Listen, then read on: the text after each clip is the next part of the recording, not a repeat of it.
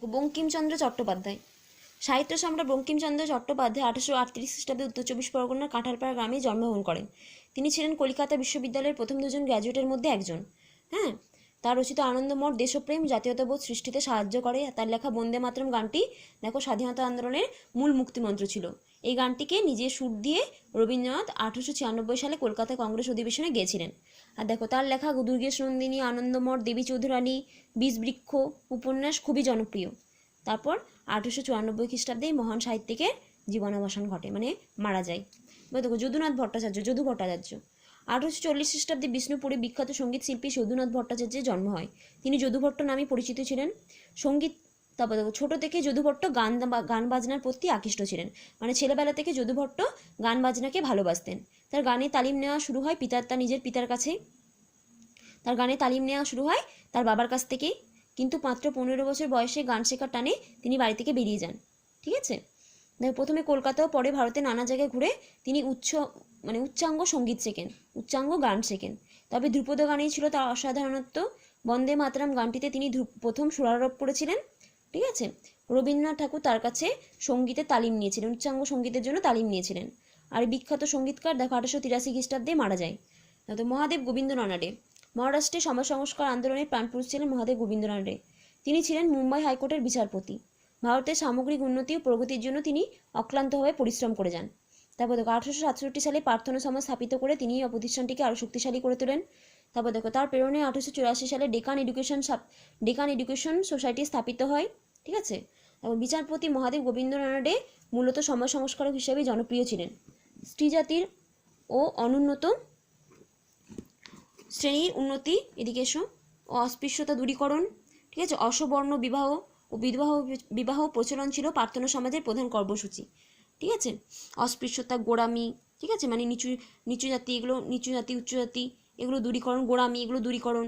ঠিক আছে, তারপরে বিধবা বিবাহ এগুলো প্রচলন ছিল।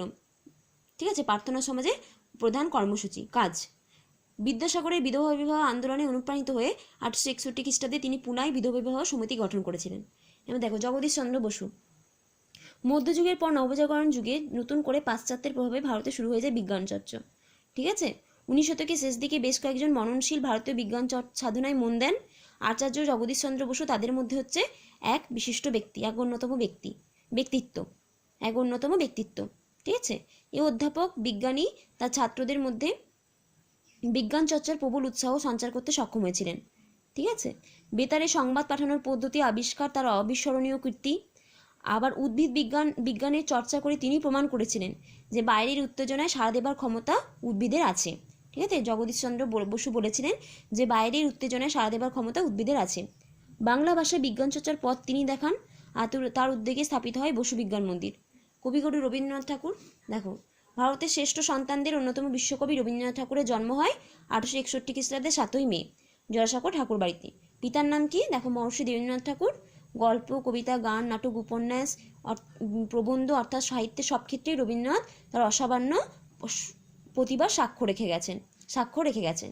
তার বিখ্যাত দেখো কাব্যগ্রন্থ গীতাঞ্জলির জন্য 1913 খ্রিস্টাব্দে তিনি বিশ্ব সাহিত্যের শ্রেষ্ঠ সম্মান নোবেল পুরস্কার পান।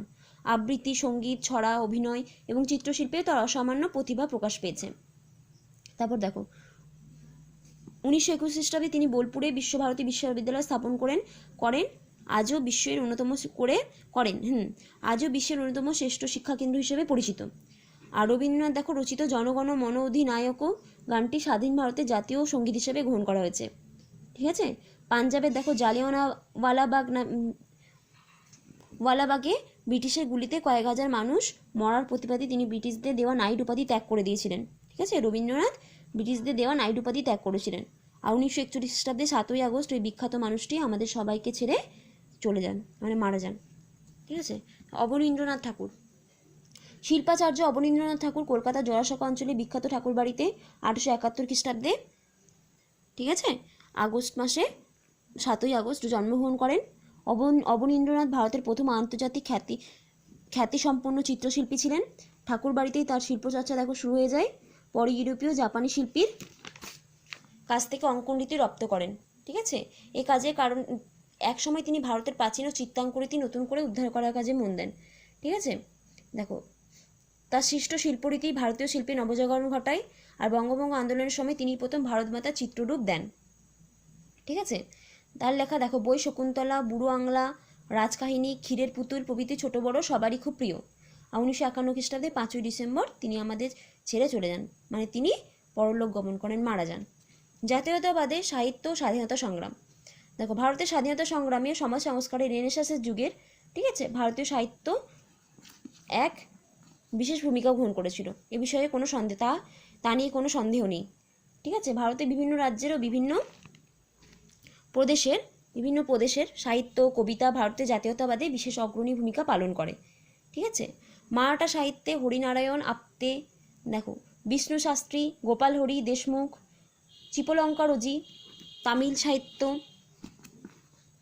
সাহিত্যে সুব্রহ্ম ভারতী, ওড়িয়া সাহিত্যে ফকিরমোহন সেনাপতি, অসমিয়া সাহিত্যে আনন্দরাম ফুকন, লক্ষ্মীনাথ বড়ুয়া, গুজরাটি সাহিত্যে নর্মদা শঙ্করলাল, তেলেগু সাহিত্যে বীরেশ লিঙ্গম পান্ডালু,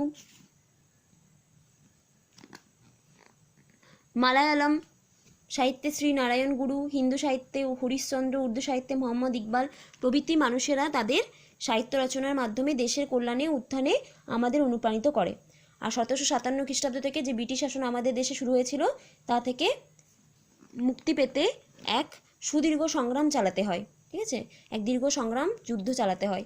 অবশেষে আমরা 1947 খ্রিস্টাব্দে স্বাধীন ভারতের মানুষ হিসেবে গণ্য হই।